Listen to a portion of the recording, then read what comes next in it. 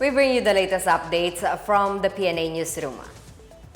In order to stop rampant smuggling in the country, President Ferdinand R. Marcos Jr. is pushing for the digitalization of government transactions, especially at the Bureau of Customs.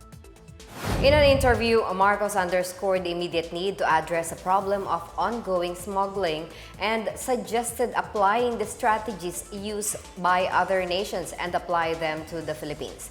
He said a more advanced data and transaction system could help the country's economic development.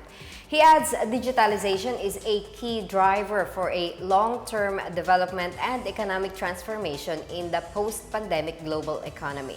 One of the earlier recommendations is the data sharing agreement between the Bureau of Customs and the Department of Agriculture.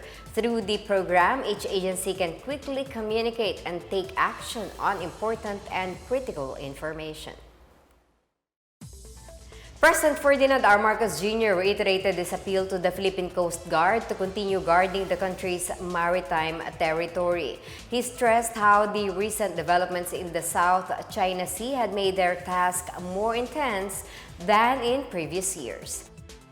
During his speech at the oath-taking ceremony in Malacanang Palace, Marcos acknowledged the PCG's major responsibilities in search and rescue and boundary patrol.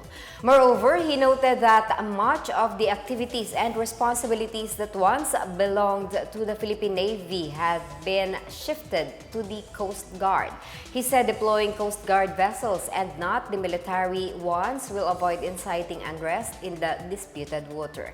The President referred to PCG personnel as frontliners who are ready to deal with dangers approaching the country's coastlines. The Philippines may hold joint maritime patrols with other partner countries aside from the United States. Philippine Ambassador to the U.S. Jose Manuel Romualdez emphasized that the possible joint patrols between the Philippines and the U.S. is to enhance interoperability. He said these patrols are not confined to Washington, D.C. but also with other partners like Japan and possibly Australia.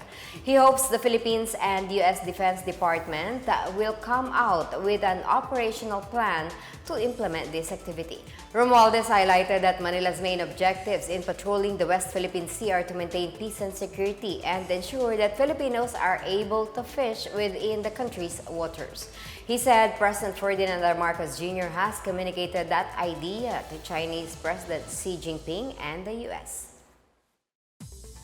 In other news, those who want to enhance their brain power, especially people approaching middle age, might try doing some exercise. A new research published in the Journal of Epidemiology and Community Health revealed that the amount of time spent in moderate and vigorous physical activity in midlife can help enhance brain power.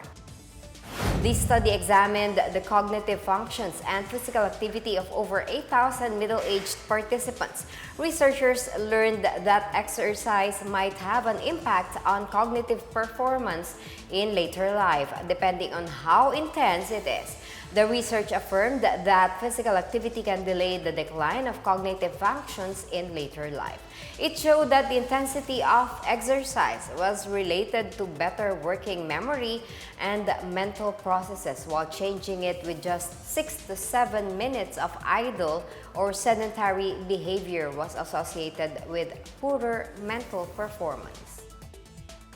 And that's the latest and the biggest stories from the Pna Newsroom. For more news content, visit our webpage or head on to the Philippine News Agency's Facebook and Twitter accounts.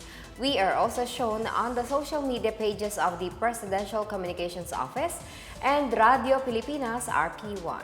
Stay tuned for more news updates. I'm Marita Muaje.